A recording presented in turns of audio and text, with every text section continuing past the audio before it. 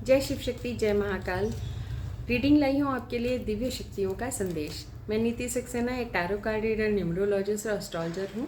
अगर आपको अपनी पर्सनल रीडिंग करानी है तो मैं नंबर दे देती हूँ, उस पर आप हमेशा मैसेज कर सकते हैं। ठीक है, मेरे चैनल को लाइक शेयर सब्सक्राइब कीजिए। मैं जल्दी जल्दी आप लोगों के लिए कार्ड्स निकालती हूँ। आप अपना नाम लीजिए 3 बार और मैं भी ईश्वर से प्रार्थना करके आपके लिए कार्ड्स निकालती हूँ।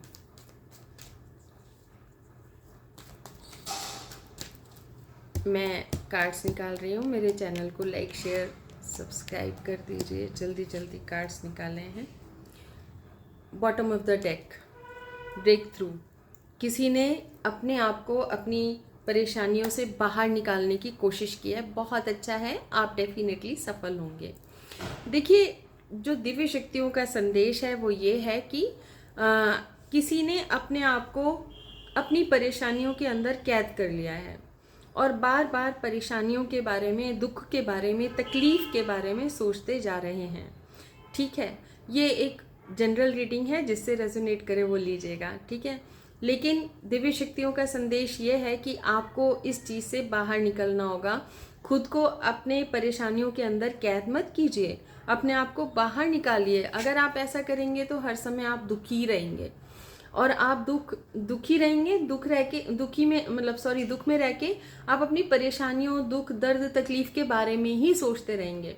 मैंने बहुत बार बताया है कि अगर आप ऐसा करेंगे तो आप दुख, दर्द और तकलीफ को ही अट्रैक्ट करेंगे, क्योंकि हम जो सोचते हैं, ये मशीन जो है, ह्यूमन मशीन, ये बेस्ट कंप्यूटर है, आप भी जानते हैं, बेस्ट मशीन है।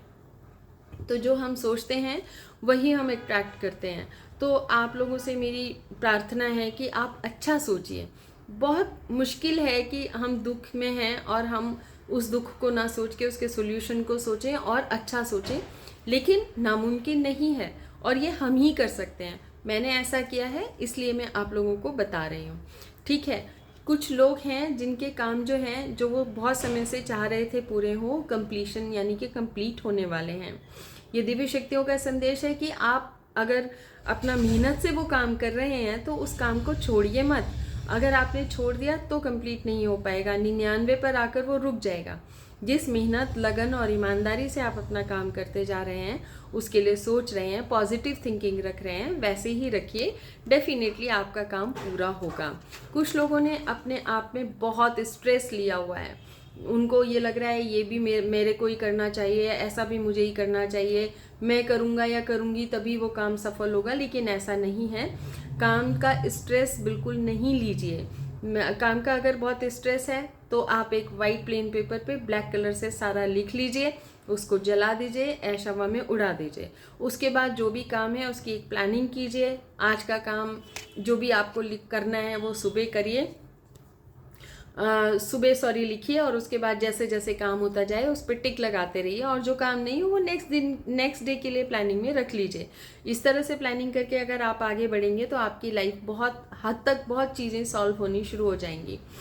किसी ने अपने सिर पे बहुत बर्डन ले रखा है, किसी चीज़ का बर्डन है। जैसे कुछ लोगों को अपने छोटे भाई बहनों की मैरिज का बर्डन होता है, कुछ लोगों को अपने भाई बहनों को या किसी को पढ़ाने का बर्डन होता है, कुछ लोगों को ऐसा लगता है कि जितना मैं पैसा कमा रहा हूँ या कमा रही हूँ वो मेरे परिवार के लिए सफिशिएंट नहीं है। तो आप सबसे एक ही गुजारिश है कि बर्डन ना रख के आप पॉजिटिव थिंकिंग करिए।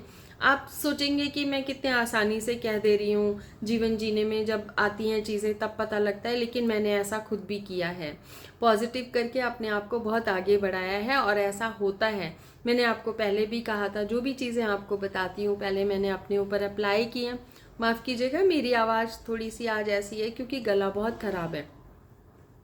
तो मैंने जो चीज़ें अपने ऊपर अप्लाई की हैं और मेरे साथ जीवन में बहुत अच्छा होने लगा है मीन्स और हो रहा है, तो वो उन्हीं चीज़ों के कारण है कि मैंने दुख के बारे में नहीं सोचा। तकलीफ के पहले मैं बहुत सोचती थी, लेकिन उस चीज़ से निकाला कैसे, बिल्कुल पॉजिटिव होके, आशावादी होके चीज़ों को सोचा कि इनके सॉल्यूशंस कैसे निकल सकते हैं, लिखा और फिर एक एक चीज़ का सॉल्यूशन निकाला और आज मेरे पास ईश्वर की दया से सब कुछ अच्छा है।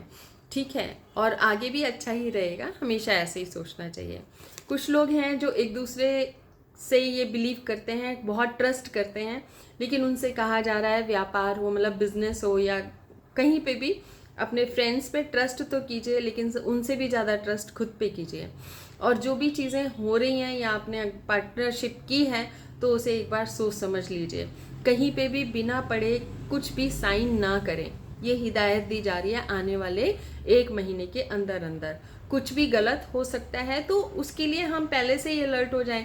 कोई भी मतलब पेपर पहले पढ़ लें, हमें पता रहे कि ये क्या है, तब आप साइन कीजिए, ठीक है। और जो भी मतलब आपके मूवमेंट्स हैं उनको एक एक स्टेप उठा के आप आगे बढ़िए। ये नहीं है कि देखिए कभी भी सीढ़ियाँ जब हम चढ़ते हैं तो पहला स्टेप पहले चढ़ते हैं, ये नहीं कि चौथा स्टेप एक साथ चढ़ जाए, है ना, उसमें गिरने की संभावना रहती है। तो आप अपने काम को बिल्कुल एक एक स्टेप करके ऊपर बढ़ाइए। ये मत सोचिए कि अरे कितना स्लो हो रहा है, ऐसा कुछ नहीं है। अगर आप ऐसे सोचेंगे तो वो काम डेफिनेटली आपका मतलब आपकी बातों से, आपकी सोच से वो अट्रैक्ट होगा। मेरा कहने का मतलब यही है कि जैसा आप सोचते हैं जीवन में आगे वैसा ही होता जाता है। ये मैंने अपने क्लाइंट से, अपने स्टूडेंट से हमेशा कहा है कि सोच को भी सोच समझकर सोचना चाहिए। ये मैंने इस चीज़ को बहुत अप्लाई भी किया है अपने जीवन में, क्योंकि आपको पता है अगर हम किसी के लिए बुरा सोच लेते हैं तो तुरंत हमारे कर्मों में वो ऐड हो जाता है। तो आप बुरा सोचते हैं, इंसान है हम, हमारे को भी गुस्सा आएगी, बुरा भी सोच सकते हैं, लेकिन तुरंत आपको ऐसा लगे तो आप क्षमा प्रार्थना कर लीजिए। मैंने क्षमा प्रार्थना भी बताई है, रात को सोने से पहले आप ज़रूर ये करें। आप इसका 43 डेज़ के बाद चमत्कार खुद अपनी लाइफ में देखेंगे। आपको कहना है कि हे ईश्वर, मन वचन कर्म से इस जन्म में, पिछले जन्म में और जितने भी जन्मों में मुझसे अगर पाप हुए हों, गलतियाँ हुई हों तो उन्हें माफ़ कर दीजिए।